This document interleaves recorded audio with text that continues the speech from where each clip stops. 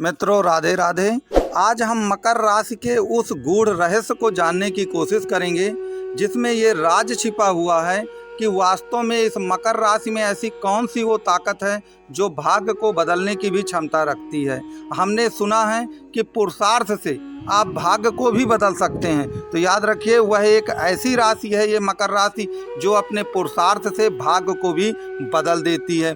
मित्रों, जैसा कि हमको मालूम है कि शनि क्या है, शनि को डेडिकेशन, ऑनेस्टी और डिसिप्लिन का कारक माना गया है, अर्थात ईमानदारी और समर्पण और अनुशासन का एक प्रतीक माना जाता है। और हमको मालूम है कि जिन भी व्यक्तियों में ये तीन चीज़ें होती हैं वह अपने पुरुषार्थ से भाग्य को बदल सकते हैं।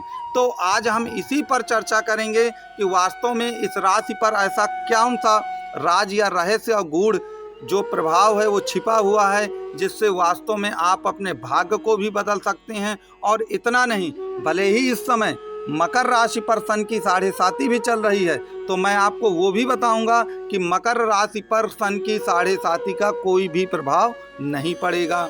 मित्रों, आपसे निवेदन है कि अगर आपको ये वीडियो अच्छा लगे तो आप इसे लाइक, शेयर और सब्सक्राइब जरूर करें। मित्रों, और इसके साथ ही साथ आपको ये मेरा नंबर फ्लैश होता हुआ दिख रहा होगा जिसमें ज्योतिष या कुंडली से संबंधित आपकी कोई भी समस्या हो तो आप कांटेक्ट कर सकते हैं, अपनी बात कह सकते हैं। लेकिन यहाँ पर इतना ज़रूर याद रखिएगा कि शुल्क लागू होगा, अर्थात निःशुल्क और फ्री वाले जो गंभीर लोग नहीं हैं कृपया वो कॉल ना करें, ना मैसेज डालें। ये मेरा आपसे हाथ जोड़ के निवेदन है। तो जो भी शुल्क के साथ बात पूछना चाहते हो वो कांटेक्ट कर सकते हैं। मित्रों, आपसे दोबारा फिर निवेदन है कि अगर आपको वीडियो पसंद आए तो वीडियो को लाइक, शेयर और सब्सक्राइब जरूर करिए। तो मित्रों, अपनी बात को हम शुरू करते हैं कि आखिरकार मकर राशि में ऐसा क्या कुछ है। तो देखिए, मकर राशि में आपको मालूम होगा कि मंगल उच्च के होते हैं और आपके गुरु महाराज नीच के होते हैं। तो मंगल काहे का कारक है?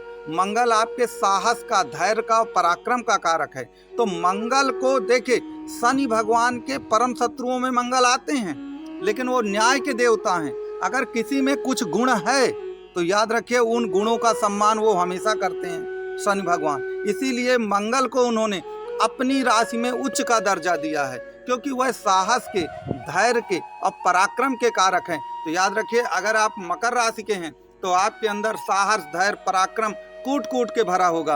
और आपको तो मालूम है कि साहस, धैर्य, पराक्रम से ही पुरुषार्थ बदला जा सकता है। तो ये वो राशि है जो अपने साहस, धैर्य, पराक्रम से पुरुषार्थ बदल सकती है।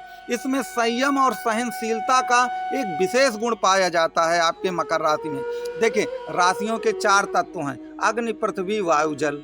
तो जो पृथ्वी तत्व है वो मकर राशि के अंतर्गत आता है। और हम लोग पृथ्वी को क्या कहते हैं कि पृथ्वी हमारी इतना वजन उठाती है, इतना बोझ उठाती है, उसके बावजूद भी पृथ्वी कितनी सहनशील होती है, कितनी संयम होती है। तो याद रखिए, पृथ्वी तत्व का ही मकर राशि में तत्व मिश्रित है। इसलिए जो मकर राशि है वह एक प्रकार से कह सकते हैं कि आपके लिए बिल्कुल कहा जा सकता है कि इसमें संयम और सहनशीलता का मिश्रण पूरी तरह से पाया जा सकता है। तो ये चीज़ आपको याद रखना चाहिए। तीसरा एक तत्व आप ये जरूर याद रखिएगा कि जो आपकी ये मकर राशि है वह उत्तराषाढ़, श्रवण नक्षत्र और घनिष्ठा से मिलकर बनी है। तो देखिए, इसमें श्रवण नक्षत्र के चारों चरण आ जाते हैं जो कि चंद्रमा का नक्षत्र है। अब आपको तो मालूम है कि चंद्रमा मन की ताकत का प्रतीक है और मन के हारे हार है और मन के जीते जीत है। तो अगर आप मन से जीत जाएंगे तो आप पूरी दुनिया जीत लेंगे, और मन से हार जाएंगे तो आप कुछ भी नहीं कर पाएंगे।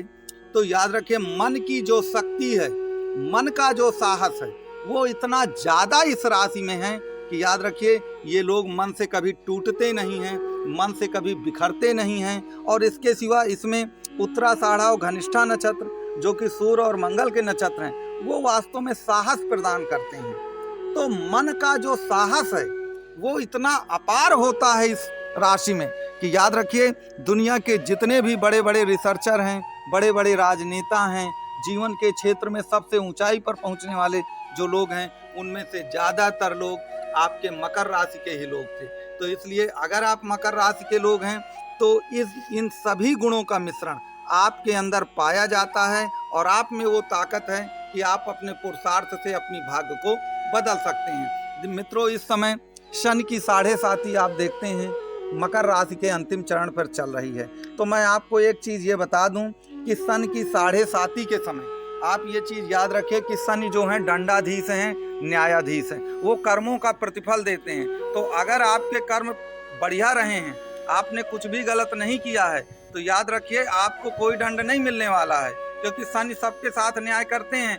आप पूर्व की गलतियों का प्रतिफल ही पाते हैं शनि की 7.5 में। इसलिए आप शनि को बिल्कुल दोष मत दीजिए कि उसमें शनि का दोष है, शनि के साथ।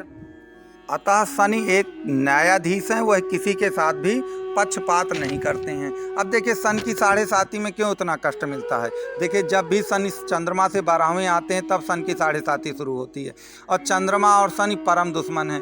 तो चंद्रमा मन के स्वामी हैं, तो वो मन को अंदर से तोड़ देते हैं। अगर आपने पूर्व में कोई गलती की है तो आदमी मन से इतना टूट जाता है कि मन के हारे हार है और मन के जीते जीत है, जिसके कारण से सब प्रकार की आपको दिक्कतें आती हैं। तो आपको ऐसा पूर्व में कोई कार्य नहीं करना है जिससे आपका मन टूट जाए। और इसलिए जब शनि की 7.5 चालू हो तो आपको मैं कुछ रेमेडीज बताता हूँ, आप उनको करेंगे तो 100% आपको लाभ होगा। देखिए शनि वायु तत्व हैं और चंद्रमा आपका जल तत्व है। तो चंद्रमा आपके घर का भी एक प्रतीक होता है जहाँ आप रहते हैं। तो वायु तो अनंत है, जब शनि की 7.5 आए तो वायु अनंत होती है, बाहर जा सकती है। तो आप जितना बाहर की ओर चले जाएंगे, चाहे दूर देश चले जाएं या कहीं घूमने फिरने, कहीं भी जितना भी घर से बाहर रहेंगे, याद रखिए मन की पीड़ा उतनी ही कम होगी, क्योंकि उस समय चंद्रमा आपका घर में ही रह जाएगा आपके, और आप शनि के साथ वायु तत्व के साथ बाहर चले जाएंगे। तो ये याद रखिए कि अगर आप ऐसा करते हैं तो शनि की जो पीड़ा है, मन की जो पीड़ा है, वो सबसे कम होगी। दूसरा एक चीज़ याद रखिए कि जब भी शनि आने वाला हो या शनि की 7.5 आने वाली हो, तो याद रखिए कि 12वें भाव पर धनु राशि पड़ती है। 12वें भाव पर धनु राशि पड़ेगी मकर के लिए। मैं मकर का उदाहरण दे रहा हूं, आप किसी भी लग्न राशि के हों तो 12वें भाव की राशि को देख लें। तो कभी भी बिजनेस का काम मत करिए, क्योंकि 12वां घर अपव्यय का होता है।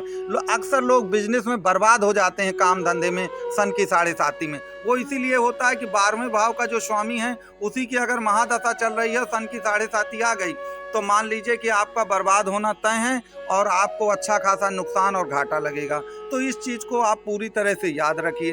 तो ये 2 रेमेडी हैं कुल मिलाकर के। तो मैंने एक ब्रीफली आपको पूरा समझाने की कोशिश की है। अगर आपको लगे कि इसमें कुछ कमी रह गई है तो कमेंट बॉक्स में आप निश्चित तौर पर अपनी बात रख सकते हैं, मैं निश्चित तौर पर उसको समझाने की और कोशिश करूंगा। मित्रों, अगर ये वीडियो पसंद आया हो तो आप इसको लाइक, शेयर और सब्सक्राइब जरूर करें। और मेरा व्हाट्सअप नंबर दिया गया है, आपको ज्योतिष से संबंधित किसी तरह की कोई भी दिक्कत हो तो आप इस पर ज़रूर अपना कांटेक्ट कर सकते हैं। मैं 100% आपकी मदद करूंगा। मेरा वीडियो देखने के लिए आपको कोट धन्यवाद।